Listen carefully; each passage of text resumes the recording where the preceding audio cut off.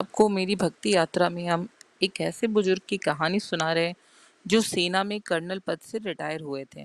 वे लखनऊ के एक पॉश इलाके में अपनी पत्नी के साथ रहते थे। उनके दो बेटे थे जो अपनी नौकरी को लेकर विदेश में रहते थे। माता पिता ने अपने लाडलों को बड़े प्यार से पाला। उनके पालने में कोई कसर नहीं छोड़ी। बच्चे सफलता की सीढ़ियां चढ़ते गए।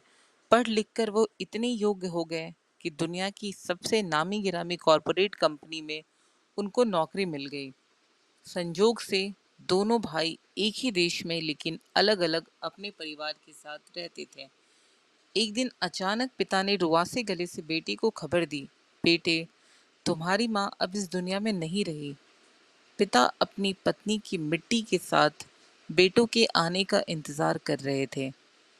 एक दिन बाद छोटा बेटा आया जिसका नाम चिंटू था। पिता ने पूछा, चिंटू, मुन्ना क्यों नहीं आया? मुन्ना यानी कि बड़ा बेटा। पिता ने कहा कि उसे अभी फोन मिला और कह पहली फ्लाइट से आ जाए। धर्म के अनुसार बड़े बेटे का आना सोच बूढ़ा फौजी ने जिद से पकड़ ली। इस बात पर छोटे बेटे के मुंह से एक सच निकल पड़ा। उसने पिता से कहा, मुन्ना भैया ने कहा है कि माँ की मौत में तुम चले जाओ, पिताजी मरेंगे तो मैं चला जाऊंगा। कर्नल साहब कमरे के अंदर गए, खुद को कई बार संभाला, फिर उन्होंने चंद पंक्तियों का एक पत्र लिखा जो इस प्रकार था।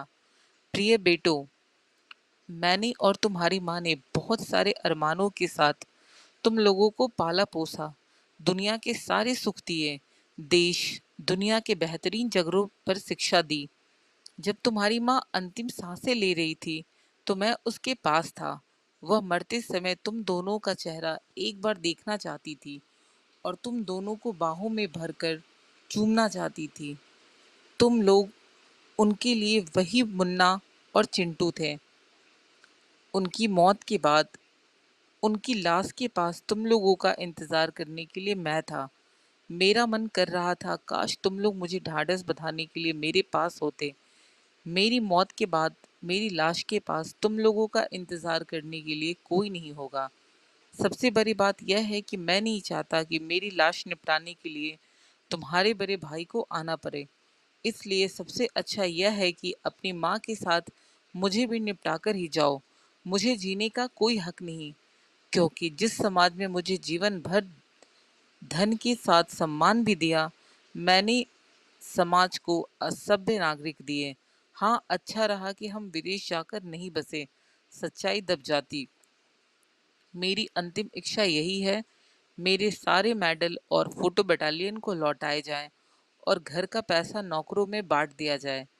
जमा पूंजी आधी वृद्धाश्रम में और आधी सैनिक कल्याण में लगा दी जाए। तुम्हारे पिता। कमरे से ठाई की आवाज आई। कर्नल साहब ने खुद को गोली मार ली थी और उनकी मौत हो चुकी थी। यह क्यों हुआ, किस कारण हुआ, कोई दोषी है या नहीं, इसका अंदाजा आप खुद लगा सकते हैं।